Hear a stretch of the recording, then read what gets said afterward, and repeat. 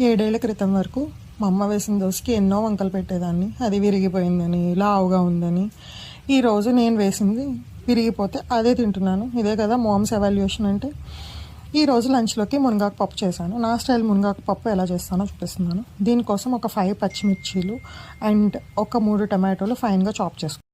పచ్చిమిర్చి ఎక్కువ వేసుకుంటే బాగుంటుంది పప్పు, అందుకని 5 పచ్చిమిరపకాయలు వేసుకున్నాను. తర్వాత స్టవ్ ఆన్ చేసి బాండి పెట్టుకొని ఆయిల్ వేసుకోవాలి. ఇక్కడ నేను శనగ నూనె యూస్ చేస్తున్నాను. ఇది కోల్డ్ ప్రెస్డ్ శనగ నూనె. తాలింపు కోసం ఆయిల్లోకి 1 స్పూన్ జీలకర్ర, 1 స్పూన్ ఆవాలు, కొంచెం మినపప్పు, ఒక 2 ఎండుమిరపకాయలు అండ్ కొంచెం ఇంగువ కూడా వేసి ఫ్రై చేసుకోవాలి. దాంట్లోకి ఒక 5 వెల్లుల్లిని దంచి వేసుకున్నాను. తర్వాత దీంట్లోకి ఒక 2 రెమ్మలు కరివేపాకు కూడా వేసి ఫ్రై చేసుకోవాలి. నేను ఎప్పుడు టమాటో పప్పు లేదంటే మునగాకు పప్పు చేస్తే ముందు తాలింపు వేసి తర్వాత పప్పు కలుపుతాను. అలా నచ్చుతుంది మా ఇంట్లో.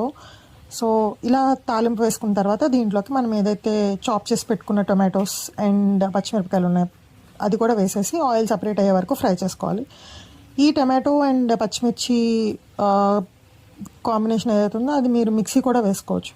నేను చాపర్లో వేసాను. తర్వాత దీంట్లోకి కొంచెం హాఫ్ సైజ్ నిమ్మకాయ అంత చింతపండు రసాన్ని తీసి చింతపండు రసాన్ని కూడా వేసేసుకొని కొంచెం మరిగిన తర్వాత దాంట్లోకి కొంచెం సాల్ట్, కావాలంటే కారం వేసుకోవచ్చు. కారం అనేది కంప్లీట్గా ఆప్షనల్. నాకు కారం సరిపోదు అనిపించి 1/2 స్పూన్ కారం వేసాను.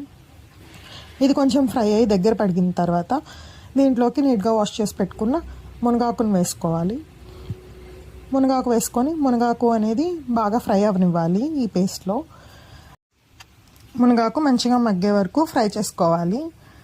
మనకి తెలిసిపోతుంది ఆయిల్ సపరేట్ అయిపోయి ఆకు చిన్నగా అయిపోతుంది. సో ఆ స్టేజ్లో మనకి మునగాకు అనేది మగ్గిపోయినట్టే. ఇక్కడ వీడియోలో చూపిస్తున్నట్టు ఇందాక మనకి ఆకు ఎక్కువ టమాటోస్ తక్కువ కనిపించాయి. ఇప్పుడు మొత్తం అది ఇది కొంచెం బాగా కనిపిస్తుంది కదా, ఆ స్టేజ్ వరకు చేసుకొని దీంట్లోకి మనం ఏదైతే బాయిల్ చేసి పెట్టుకున్నామో ఆ పప్పును కూడా యాడ్ చేసేసుకొని ఒక గ్లాస్ వాటర్ కూడా యాడ్ చేసుకొని దాంట్లోకి సాల్ట్ కూడా చూసుకొని అడ్జస్ట్ చేసుకొని పైన కొంచెం కొత్తిమీర వేసేసి ఒక 5 to 8 minutes బాయిల్ చేసేస్తే మనకి మునగాకు పప్పు అనేది రెడీ అయిపోతుంది సింపుల్గా. సో మునగాకు పప్పు ఆవకాయతో లంచ్ తినేసాను. లాస్ట్లో గడ్డ పెరుగు. ఈవినింగ్ ఆర్డర్ చేసిన సాల్టెడ్ ఫ్రెంచ్ ఫ్రైస్తో ఎక్స్పెరిమెంట్ చేశాను. ఫ్రెంచ్ ఫ్రైస్కి pizza sauce, red chilli sauce apply చేసి పైన చీజ్ వేసి అవెన్లో పెట్టాను. యాక్చువల్గా మెక్డీ చీజ్ ఫ్రైస్ని ట్రై చేద్దామని బాగాలేదు. సరే అని 3 కలిపి పేస్ట్ చేసి దాని ఫ్రెంచ్ ఫ్రైస్ మీద వేసాను. అంత టేస్ట్ ఏం బాగాలేదు. మెక్డీ